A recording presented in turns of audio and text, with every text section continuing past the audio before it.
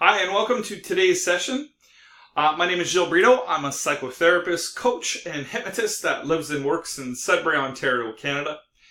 And today I wanted to talk a little bit about the cycle of addiction or the cycle of despair.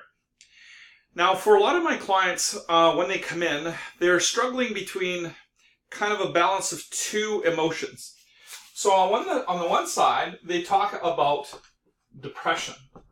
So that could be depression, it could be sadness, it could be loneliness. But what they typically feel is these negative emotions. Now, what usually happens is that if they were to stay that and weren't getting those needs met on an effective basis, it usually goes to the other extreme, which is anger, irritation, and in some cases, anxiety. So understand that the loop goes like this. So what does that really mean?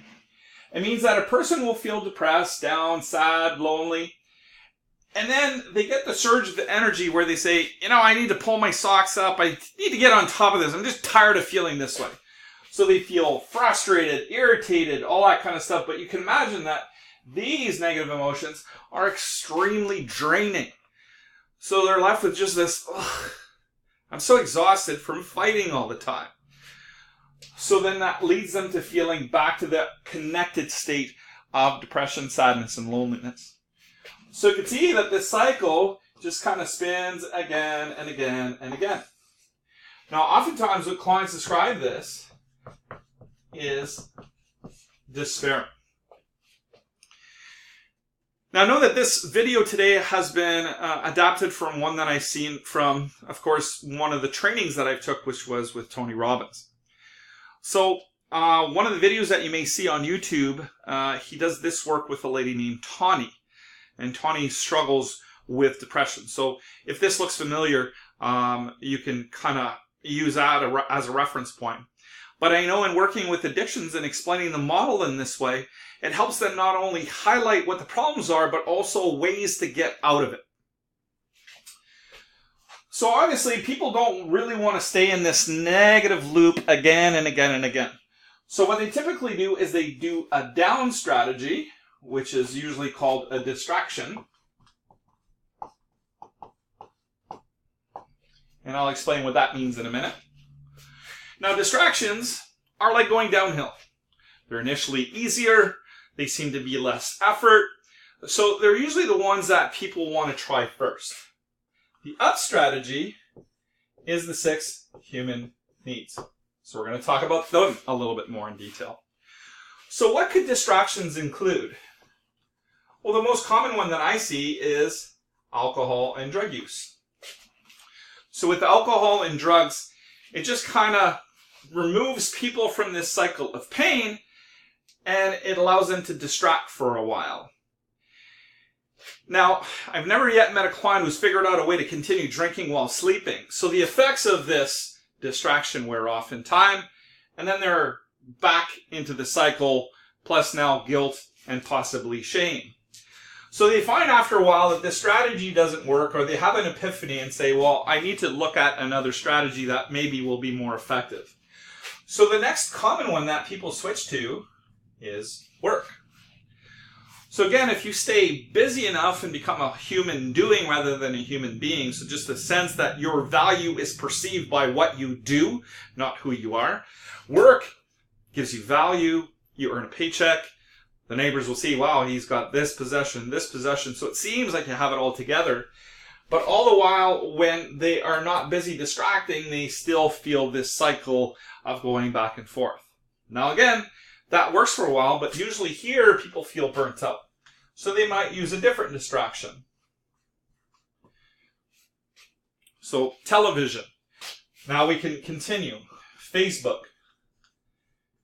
Internet. Shopping. Gambling. eating or food, relationships, religion,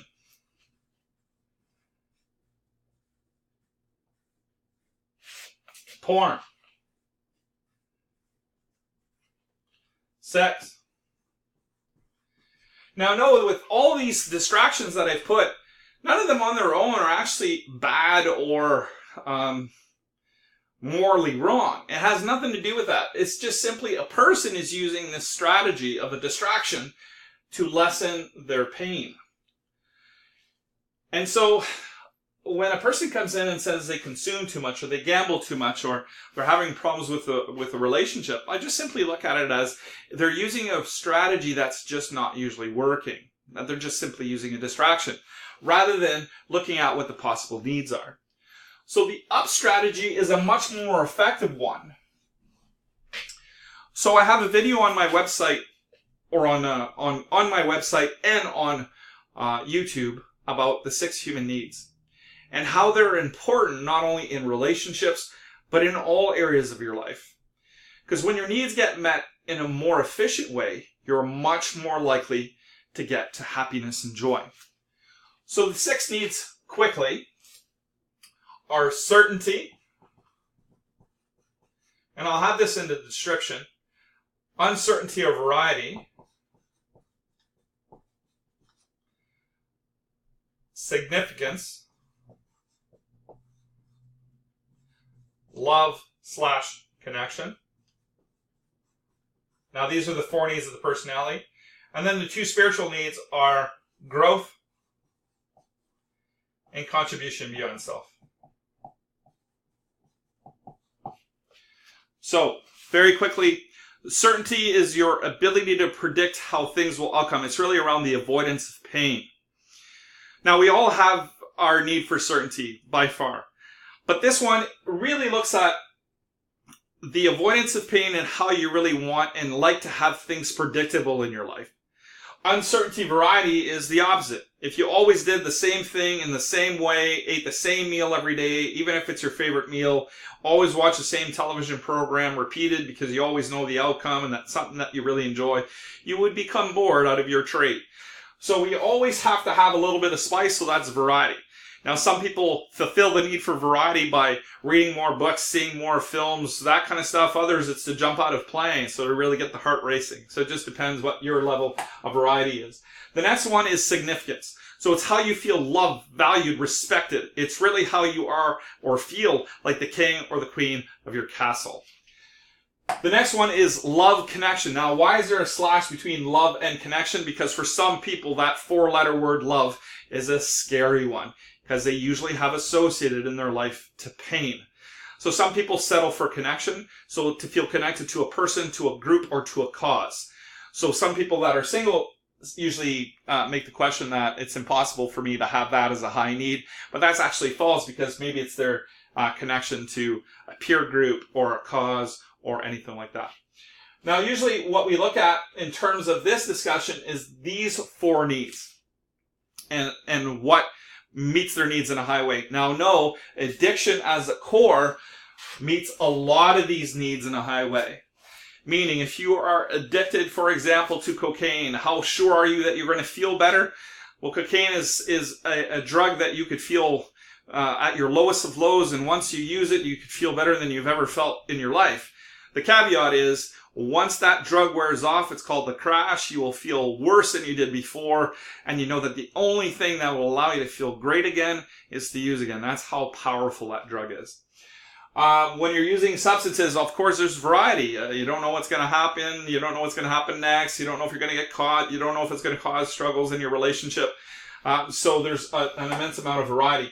Significance, especially if you're within a peer group. So like for young people that I work with, if they're drug dealing and stuff, they become the go-to person, the big man on campus. So a lot of times what kids have said to me is, I don't mind giving up the substances. I just don't want to give up the lifestyle of dealing, because it's how they get their identity. Lastly, love and connection. With a lot of clients that they say that when they are using, they feel more connected to themselves and to their peer group. because it could be that it gives them liquid courage. It could be that they feel more connected to themselves and others. These two last needs around growth and contribution is really how you get to happy, living a fulfilled life. So it starts with pushing out of comfort zone. So what I congratulate clients when they come to their first appointment is that you pushed out of your comfort zone by coming to see me the first time. You challenged yourself because you wanted a little bit more. So it's anytime you push past fear and do something that's really scary. The last one is contribution beyond self. So we don't live in a me society, we live in a we society. And the more that you can give back, the more you can get fulfillment. That's why a lot of the self-help programs are so wonderful, because it is based on contribution and doing 12 steps. The 12 steps is how do I give back what I've been blessed with. So that's it. Just a little explanation of the cycle to despair. I hope that this has been helpful. Please continue to peruse either my website or my YouTube channel for more information on addictions, mental health, and business. Thanks so much for joining me today, and have a wonderful day.